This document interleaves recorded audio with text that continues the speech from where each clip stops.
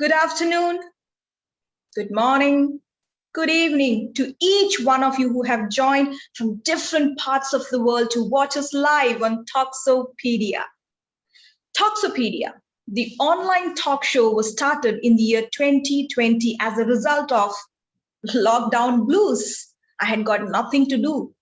So I started Talksopedia, where I invited people, ordinary people with some extraordinary stories, to come here on this platform and share their inspiring stories, just to motivate all of us and tell us that there is still hope. This is season 2 of Talksopedia, and as of now, Talksopedia has hosted more than 40 guests on the show. And today we have a special guest coming all the way from Houston. Yes, he is an energy industry professional turned into an inspirational coach. He has got 35 years of experience in the energy industry, training, developing, and managing operation systems. He is very famously known as Mr. B, and he is the host of the podcast show, A Free Talk with Mr. B, where he invites, just like what I do in Talksopedia, people from different parts of the world to share their inspiring stories. And today he is here with us to share his story with us and to teach us the art of giving back. Who is he? And why does he do what he does? Please help me welcome our guest speaker, Mr. B, onto the screen. Mr. B, you're welcome. Hello. Greetings. How are you? I'm good. What time is it there? It's quite early in the morning. It's 6:30 in the morning here in Houston. All right. And you're all ready for the show, yeah? You know, I want people to be ready for my show also. So I respect time and really honor my promise whenever I say something. It's a form of giving back. You do what you say you would do. Exactly. But before I get into this topic of the art of giving back, what is your story? Similarly to yourself, you know, we found ourselves in fact, I found myself in two areas. One is the pandemic came up when work slowed down and we were working from inside of our homes. The second one is also as I get into my age, this is my 60th year of age. And at 60, then you wonder, do you want to keep working for a company or for other organizations? So I think it was in 2016, I retired from my first job and I started consulting, but the pandemic changes everything. And so you just decide, spend time sharing, spend time giving back. So my story kind of motivated me to do something different than what I've done all of my career. And then you moved into inspirational coaching? I think something like that. I turned in this about 1 year now. I also started podcasting, like you mentioned. And starting podcasting means I wanted to share. As a philanthropist also, we were thinking, what do we share? If we have bucket loads of money, yes, we can go out and give US dollars or Dubai money or Qatar money everywhere. But there must be something more valuable than money sometimes, I thought. So I started thinking about what's more valuable than money. And it turned out, I thought experiences is something that was more priceless.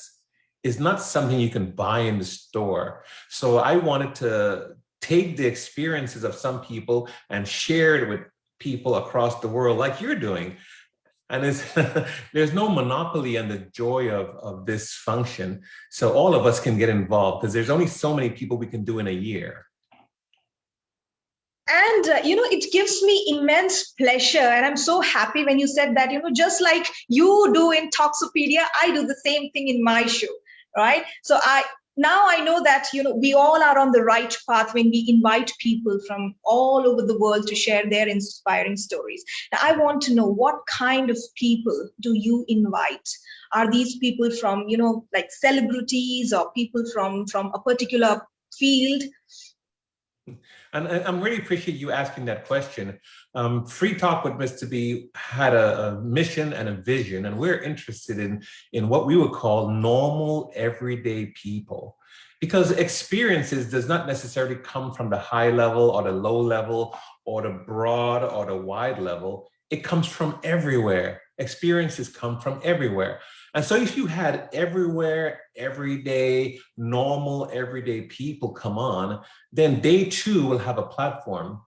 It's quite easy to want to have a celebrity to popularize a show or even my show.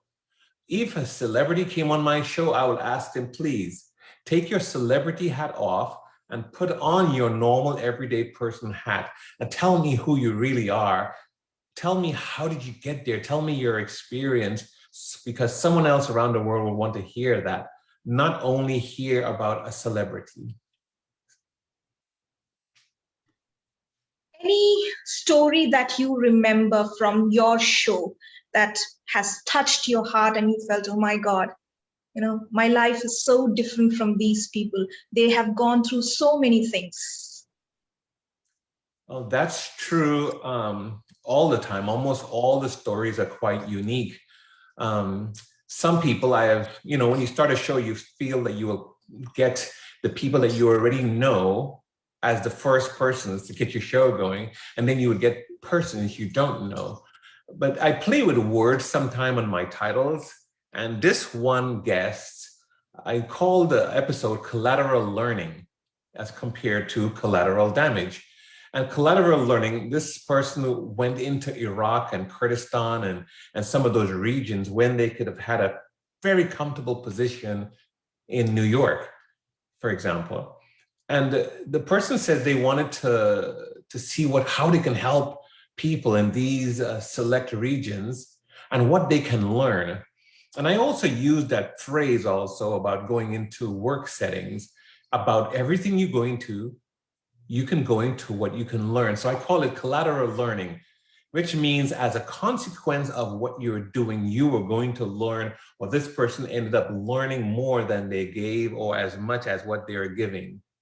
And so it was good. It was inspirational for me also, because I'm a big fanatic of how you're going to learn new things. And how different are these experiences from your career or profession in the energy industry? Oh, it will be quite different, because I always say to myself and to my clients or my fans, for 35 years, I had my head in the oil sands. And so when you're there, you would miss out on the real life experiences that might be going on with someone in a different industry. So if you took off your blinders, you see more. If you raise your head up out of the sand, you would see more. So those experiences were rewarding for me. The encouragement I got to do a podcast was I have a vast amount of years of experience, but I didn't want to get onto a program and talk about me. I wanted to get on a program and listen to what other people were doing and share that with the world. In between, like your show, in between, they will get some of my advice, some of my learning, some of my experience, little tidbits here and there. So with me now in my second season, also up to episode 21 in this second season. Last season, I think we had like 26 episodes. So it's about the same time with you. In any case, the idea is there's a little bit of learning in everything someone says. And at the end of every podcast, I build a scenario telling them that they were invited back by their school as a speaker. And as a keynote speaker, what will be the last paragraph they would tell the audience so they can remember? And that in itself will be their form of giving back to their alma mater, or to their class, or to anyone who would listen to the podcast. So the goal remained consistent, was always to give something back. I'm going to add this thought. It's been popular. Everyone says, and everyone knows, there's more joy in giving than in receiving. Yeah. We know we have the joy when we receive something. We know there's a joy when we give something, but there's more joy in giving than in receiving. But I don't think there's a certain organization or financial structure or economic structure in the world that they should have a monopoly on the joy.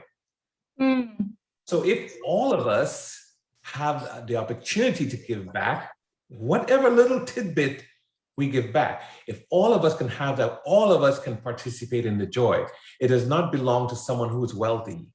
It does Yeah. not belong to anyone other than all of us. And so that's my philosophy going forward, to see where all of us can see areas in which we can give back, starting with words of encouragement on a podcast.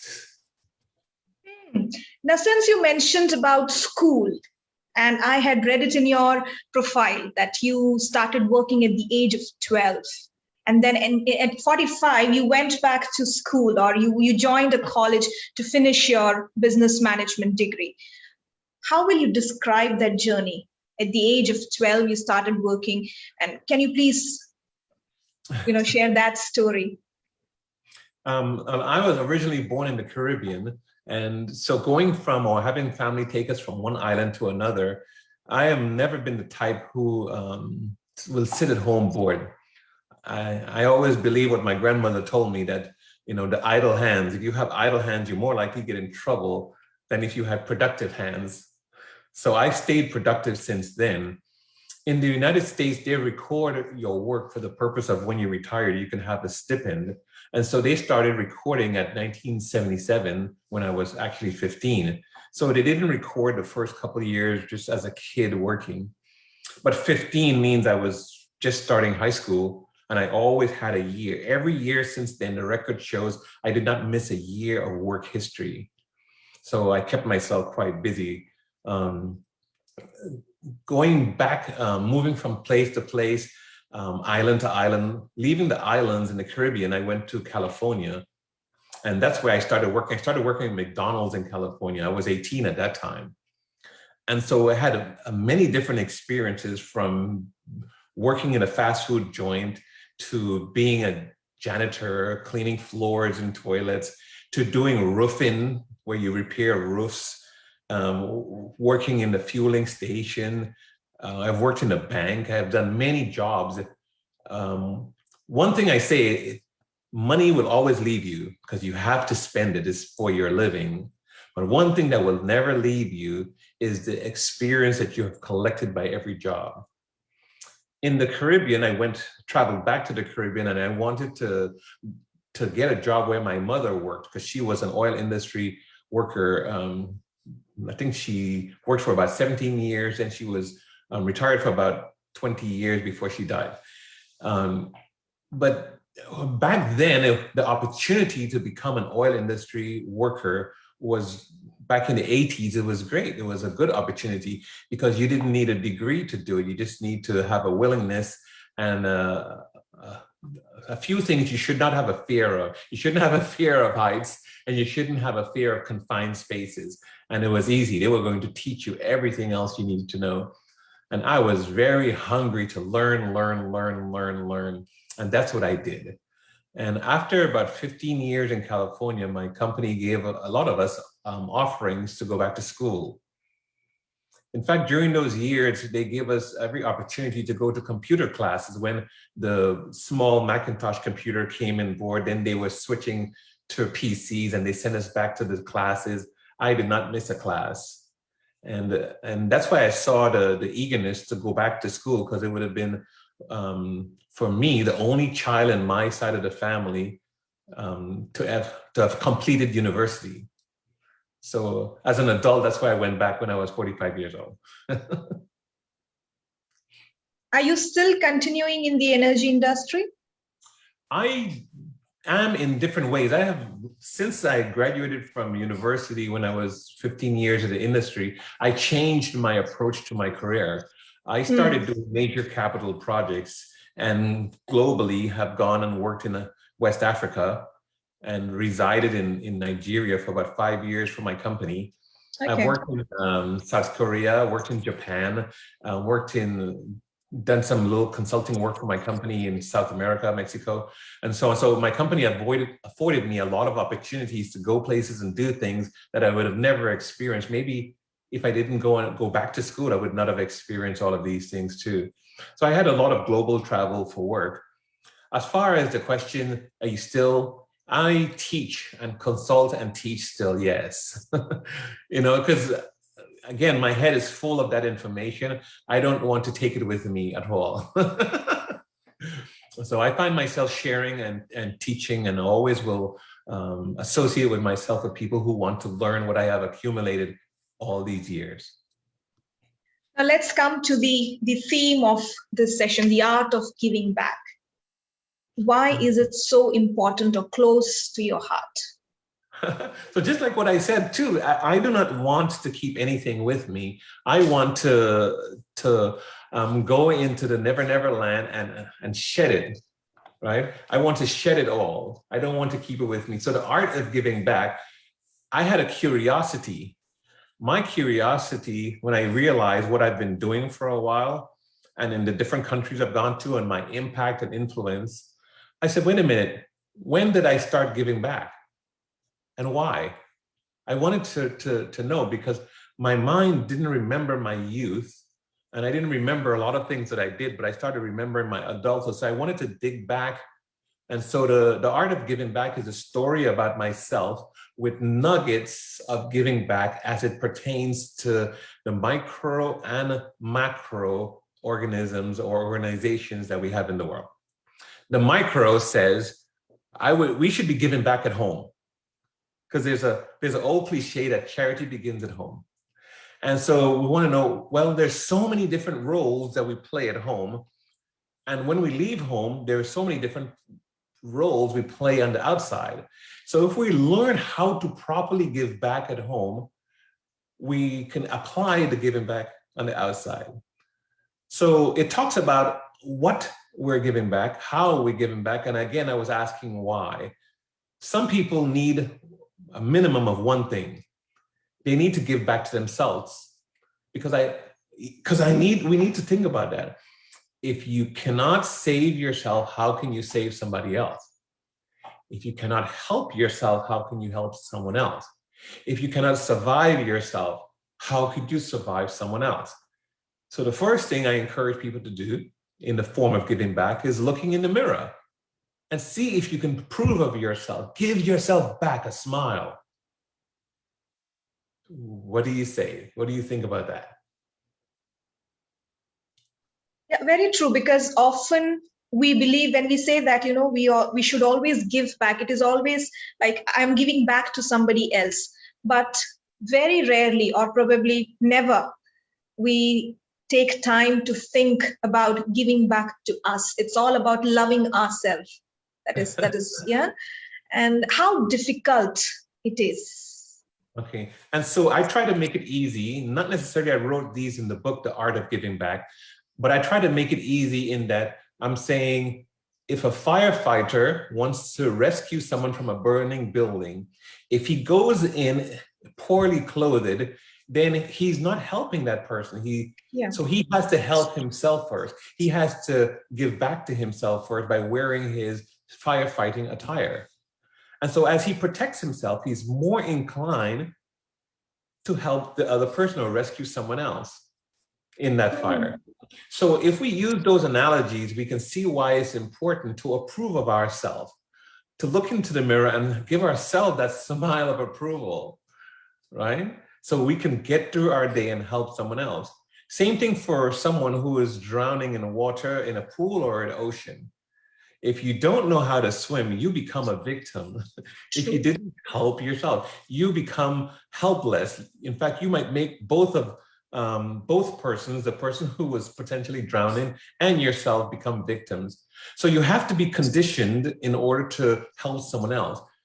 So if you want to give back, you have to secure yourself. And the self means also in your household, you look at your wife, you look at your life, you look at your husband, you look at your children. If you're a child, you look at your mom, you look at your dad. And if that unit is intact, then you can go out and give back to the world. If that unit is not intact, you're actually trying to give back something you yourself don't have. And if you don't have it, how can you give it? If you try giving away something you don't have, it's like a person giving money away that they never had. So they will be twice as poor or twice as broke, or they may be stealing it to give it to someone else, and it's not appropriate. So from a giving back perspective, we must be secured in ourselves. Now, is it not bringing us to a contradictory statement when you say that, because we are taught in that way. If you have something with you, and like we teach this to kids, share your toys, yeah, or share something that you have. Don't you think that sometimes it puts us in a position where we become selfish? Is it not? It could, if we're not applying the very word you just used, share. To share, like breaking bread, does not mean you give the whole bread. You mean you break it. So you should have a satisfactory part or portion because you're sharing the other portion. There are like words and scriptures and proverbs and so on that talks about these things. And so when we give the little that we have, it does not mean we gave our all. Even one of my sons, I told him, he was quite young and had a broken heart. I said, well, son, you're never supposed to give your whole heart, because yeah. Okay. if you give your whole heart, you can't regrow it. You can't nourish it. You can't bring it back to whole so that you can love again. You only give part of it so that you have a part that you can regrow. Same thing, a farmer, he should not give away all his seeds that season. He won't have any seeds to plant next season. You give a portion. And so if someone foolishly gives everything they have, they will feel quite contradictory if you give everything away. So it's the coding words we use all these years, the way our brain is thinking what we're told. Like we say, there's more joy in giving, but we forgot about receiving. Oh my gosh, there's a tremendous amount of joy in receiving. Yeah. And we should appreciate everything we receive. And we do need to fill our coffers. All these years I received education. I really appreciate it. I got the listening ear of a mentor. I really appreciate it. Then I can turn around and give back. You see? But if I never received it from a mentor, I would have nothing to give back. If I did not get bread, I would not be able to give bread. So we must remember, although the word said there is more joy in the statement, we must understand what the statements mean. There's a statement I spend time explaining, like when it says, love your neighbor as yourself. We only hearing the love your neighbor, and we forgot we must love ourselves. It says, love your neighbor as yourself. So it meant that you had to love yourself first in order to get this qualities to love your neighbor. There's more joy in giving than in receiving. You would have had to receive first before you can do some giving. And so not contradictory, just well methodically applied in the right order. Now here, when you mentioned the word mentor, right? We receive something and then we share it with somebody else. Now, does it apply? Can we apply this to knowledge as well? I know a lot of things about a lot of things. Should I share everything that I know with other person? Or should I leave something, as you said, as you were advising your son that you shouldn't have given, the whole heart. You should have kept something for yourself. So what about knowledge? So knowledge is something that it's like a renewable energy in a sense. There is no shortage. It's almost like smiles too, because I use that word with smiles. When you give a smile, you're probably going to get a smile. Okay. Next second, you have a smile again. It's like, oh my gosh, where did that smile come from? You never run out of smiles, right? And so renewable giving is tied up in things like smiles. Knowledge is very similar to smiles, because when you get it inside of your mind, once you share it, it doesn't really disappear from your mind. It's a kind of a renewable thought patterns. So you share it with one person, you share it with two persons, you share it with 1 million persons, and yet you still have it to share again if you choose. So yes, in the old days, they would use a phrase called knowledge is power.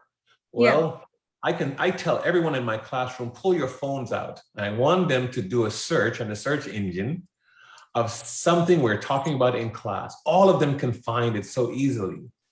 I said, well, because you have all of the knowledge in your pocket nowadays. So knowledge is no longer power. What is powerful is the sharing of knowledge, giving back knowledge. So us senior people in our 60s should be giving as much and or all of the wisdom we have to people in their teens, 20s, 30s, 40s, 50s. Give it away. Give all of it back. And guess what? We're still not going to run out of giving back. True. You know, so no one can deplete us. If it's money, it's a little bit different. And that's why wisdom, knowledge, information, experience is so priceless. I can deplete myself or someone else of resources, money resources, very quickly, very easily. Remember Dubai? So if you're in Dubai, you can use your resources very fast. But you cannot run out of your wisdom that fast. You cannot run out of your knowledge that fast. You cannot give back so much that you're going to run out when you're talking about what's in your mindset. So I encourage, and I will continue to encourage people around the world to give back. And although there are some who thinks that you need to give financial valuables back, I am talking about something way more priceless and valuable.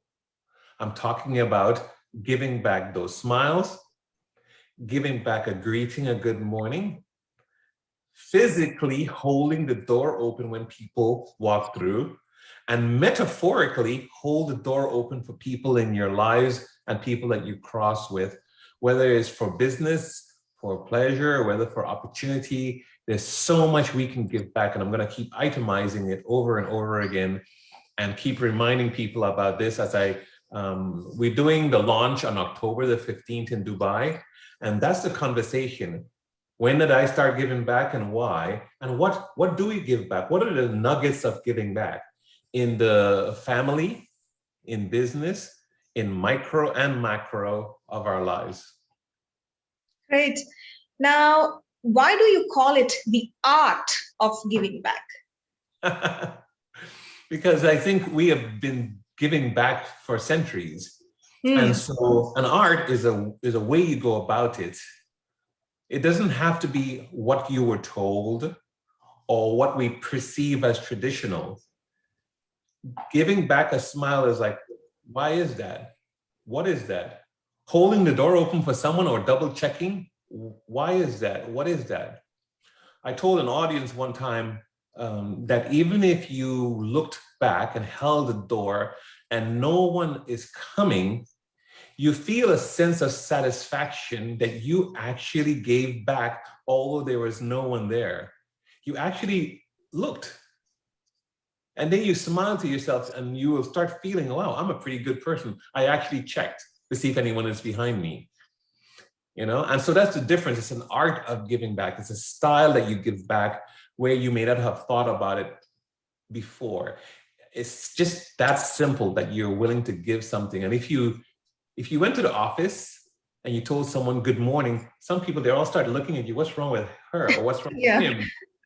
And you go, what happened to you yesterday? Why are you so full of life? Good morning, good morning. And you tell somebody, well, you're just giving back. And that art, that style, that approach to giving back is very, addictive, you know? And it's very catchy. And that very person might do it. If you're driving your car and you allow someone to get into the roadway, that person, you wouldn't know it, but that person will allow someone else to get into the roadway. You know, if someone holds a door for you, you're likely to hold the door for someone else. So it's kind of a giving forward, but it's an art of giving that you didn't have to sink your hands in your pocketbook. So the art of giving back, the style being used. A small point there, you said, you know, we can open the door for somebody. What if people are not coming in? You are actually happy that you tried your level best and kept the door open. Now, my question is there a limit? Everyone has their own limits because sometimes we're in a hurry or sometimes you forget. But it wasn't meant to stop and hold the door open. If someone is at a distance, you can decide what distance the person is at to hold the door open for them. If the person is too far, you may have to gently let it go, but you made an attempt. If the person is at a distance and you felt like waiting for them, it's incredible how people look at me and react. I have two reactions. Some people are very, very appreciative, and some people walk through the door without saying anything, like I was the door person. Yeah. You know? Exactly. That is exactly what I was coming to. You keep on giving because you are a kind person. You believe in the art of giving back. You keep on smiling at everybody. You keep on wishing everyone. You give them ample opportunities. You share your wisdom. But how long? Is there a limit? It's designed to do forever, because it's the most beneficial person is not the person you're giving it to, because they become receivers. And the phrase is, there's more joy in giving. So the joy comes to you. You want to continue in your life to get the joy. So that's your limit. Your limit says, I'm so joyful, I don't have to do it anymore. But no, every day we need new joy. So since we're benefiting from it more than the receivers, some of the people who go through the door without saying anything, I says, you're welcome. I tell them sometimes, or sometimes I leave them alone. But I already have that joy because I know what I did. I took the internal, emotional, conscious action of attempting to give back. And if it's not well received, it does not mean I stop, because I already have the joy of giving. So if I'm already rewarded, then it's just on the other person whether they will get the limited joy or the amount of joy that comes with receiving. So since there's more joy in giving than receiving, we already got our reward for the actions that we took. It's just up to them now to receive, to get the joy of receiving. And when they pass it on, then they will get the joy of giving. But we already have that. So the limit is whatever patience we have, whatever amount of joy we want, how we are feeling, because we may not feel emotional every day, how motivated we are, and so on and so forth. But there's definitely, when we take an action, we get the joy of giving. Okay, and what about, see, we all are normal human beings, right? And though we say that we need to do things without expectations, but at times we get these things, oh my God, I did this for this person and he's not doing, or she is not doing anything for me. The expectations that hit us. So what about that?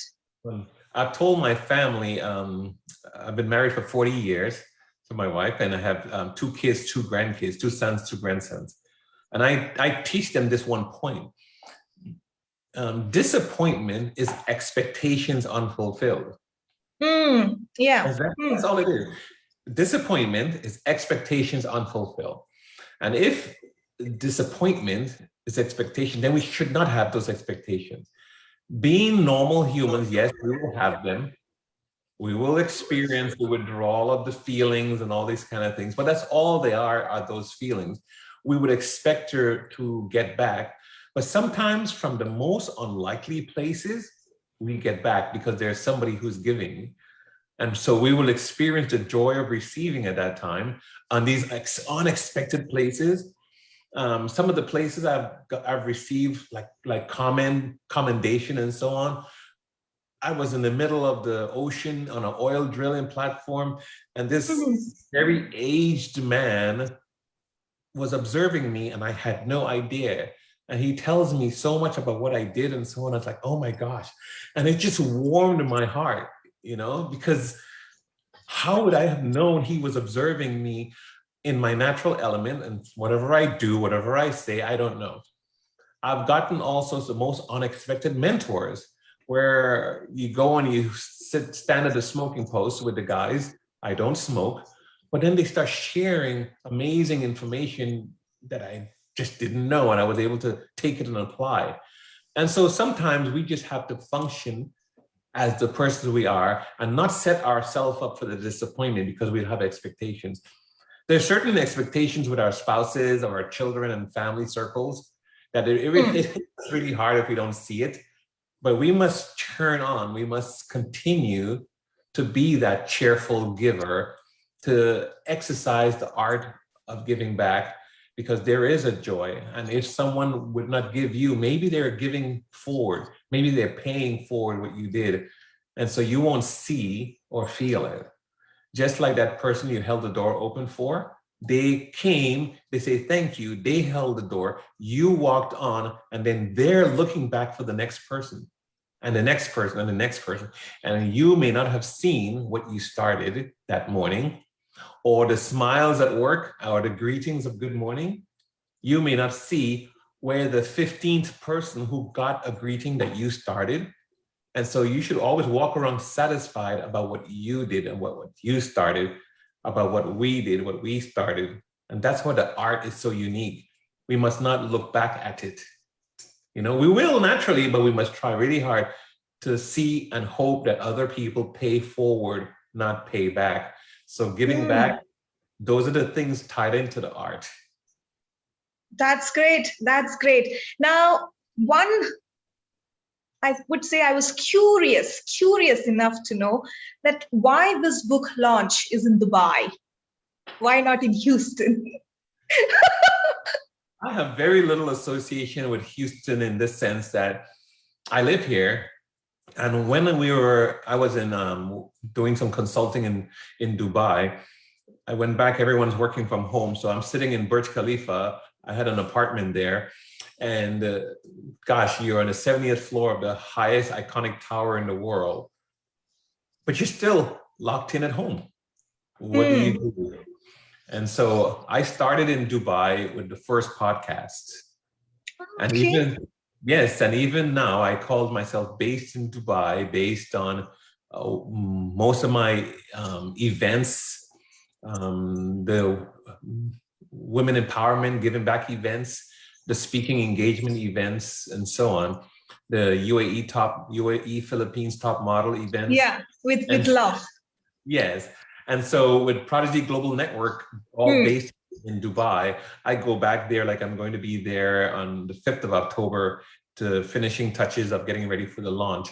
And the people that have been inspiring me there to take myself to the level I'm going or at, it's a good place to launch the book, because that's where it was inspired to do so. I never thought I would do that. And all of a sudden you're speaking, you're giving back, you're sharing, you're on the stage, expressing who you are and what you're about. And now I'm an author, joining the group of being an author. And I wanted to invite all the authors there to come along. And what I did with this event is to make sure it's a giving back event, so everyone is so welcome to be there, and not to create any or them having to give up their resources to participate. I really wanted to be an example of a giving back. I'm not saying I'm going to be at all the doors holding them open, but I will be smiling. All right. Now, I know you as an inspirational coach. I know that you are from the energy industry, and now you are a host of this podcast show. But who is Bertrand St. Louis? If you have to describe yourself as a person. I am very much what my book said I am. And it's, I don't know why I think I'm shy in some ways. And everyone will look at me, no way, you're not shy. I said, of course not. I'm a social butterfly. I will talk to anyone, anytime, anyhow. But I'm still a scared little boy inside, still trying to prove to himself who he really is. And I have a fear. I call it imposter syndrome.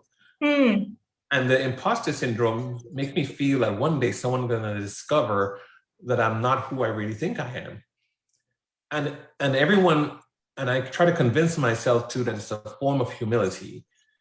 It's an approach to self, saying, I do not want to be great. I just want to be me. Yeah. But when they showed me I can do this, and when I'm realizing I could write a book and get it published, when I come off of a stage and I just told someone, I want to go and sit down and come back to the scared little boy that I am. But if someone comes and talk to me again, I'll get up and be that social butterfly. But then I don't tell people when I turn on my social self and when I turn off to be an introvert, then getting extrovert again. I hide all of that, the transition, and I still don't want to be discovered that I'm just a scared little boy inside, because I come from a small village in the island, and I put the house of my grandmother's house in a picture of my grandmother's house in the book, trying to show my audiences where I came from, how I scraped, how I suffered, how I met my wife, how we struggled to make it and make our life through, how we've been married for the 40 years and how I'm in my 60th year of life. And so Bertrand St. Louis is someone who's always trying to improve, who's always trying to prove to himself that he's okay, who's always looking for something. My wife discovered that I seem to always need some kind of signal of approval, like a pat on the back, like a rub on the head, like encouragement to someone to say, wow, what a nice person, Yeah. And it's not needed to survive, but boy, it makes a difference to me still. So maybe somewhere between 0 and 12 years old, it was an impact of needing it, and it doesn't go away. It stays from 0 to 12, and at 12 years old, from 12 to 60 is still there. That little boy is inside of us, still there, waiting to be successful, waiting to be approved, waiting to be recognized, and all of that stuff. So, I'm not waiting to be rich. I'm very rich in culture, rich in pride, rich in happiness, rich in the level of success, and so on.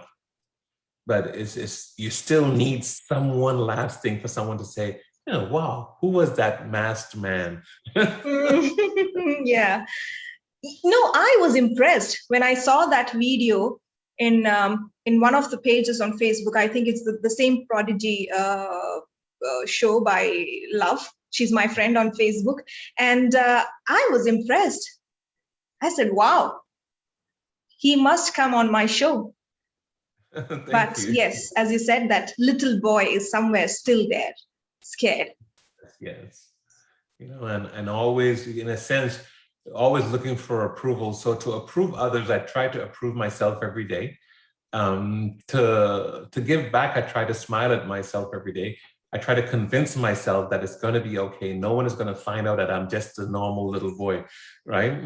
So I go out there and as if life is a show, put on your best face, and put on your game face, but don't let them ever find out that you're scared. True. Yes. Yes. Now, other than hosting this talk show and writing books, what are your future plans? I plan to continue speaking and public speaking while encouraging my audiences to give back. I planned also, because I know how difficult it was for my mother as a woman in the male-dominated industry, and since she's not alive to help herself with this kind of cause, I plan to join causes that promotes females in male-dominated industries, and if I'm teaching, to simplify, where I tell a lot of my audiences, boiling oil is as simple as boiling rice. Okay. And I can prove to them how all of the variables that we use for boiling rice is what we use for boiling oil. And so if it's that simple, why do we have to complicate it? And so everyone can do it. In fact, nowadays, we always think men, we need their muscles. Well, we have a machine that can use the muscle, or we can use leverage. We don't really need the muscle. We need everyone to understand what they're doing and just do it. My mother also died of cancer. And so I will continue to join causes for cancer survivors and for awareness. And so my form of giving back is, if I try to give back funds, I will be very, very poor very fast. There's a lot that we have that we can give back. And one form of giving back is giving back our listening ear, giving back our time. And so when I'm speaking to audiences, I'm going to tell them all of the things that are part of the art of giving back. So from now until I expire, I have voice. I will keep the platform. I will continue to podcast and try and share with the world the ideology of listening, sharing, giving back, and let everyone enjoy that joy of giving back. Thank you. And one last message to our viewers, to our audience. I keep the message as consistent as I can. If you're asking me for one of my last messages, I do it to all of my guests also. You know, there is a story about someone in a village was going hungry. Hmm. And I think if the story went well, the person put a pot of water on the fire in the middle of the village. And as he starts stirring it, maybe he puts something like a rock in there, something so it makes some noise. And people came around asking, what is he making? And he's making soup, and everyone started contributing to the soup. Granted, if it was just the water in there only, then someone might have a carrot. Someone else might have a piece of cabbage. Someone else may have some bones left over from something they were cooking before. Before you know it, it can have a real pot of soup going on. So not only will that man not starve that day or other days, other people in the village was able to benefit, which means we all have something to contribute. And all have something small to contribute. It is as valuable as something large, believe you me. And so I encourage everyone to come on to your show and give the tidbits of what they have, realizing that they do have something to contribute. And I encourage them to come on to shows just like this. And I also encourage everyone to even start a show like this, because you and I, we have billions of people in the world to talk to, but we only can do around 52 a year. We're doing a one a week. 52 people is like, come on. So it's not a competitive market that way. So we encourage people to start these shows, start talking, start sharing, and start listening to what people have to share with you. Because if we did not agree that it makes it a better world, we think today we have a lot of forms of communication, but we question, but are we still listening? Yeah. And we want us to listen to each other. We have so many similarities in our diverse world, so many more similarities than differences. And we encourage everyone to talk to each other because it makes it a better world. That was amazing, Mr. B. Thank you so much for coming on this show. And thank you so much that you are encouraging people to start shows like this, where we can meet a lot of people and listen to their stories, listen to them sincerely. Thank you so much for doing that. Thank you so much for taking time out of your busy schedule. And I know that it's too early for you, but still you are here sharing the stories with us, listening to me as well. Thank you so much for coming here. It's my pleasure. Like I said, in the old days, we had physical encyclopedias. We need Talksopedia all the time. And so thank you for having the show. Thank you for having me on. And I look forward to encouraging you to do this and more like it. So I really appreciate it from the bottom of my heart. Thank you. Thank you so much. You made my day. Thank you so much. And thank you to each one of you who watched us live on Talksopedia. I will be there next Friday with a new guest speaker. Till then, have a great weekend. Take care. Bye-bye. Take care.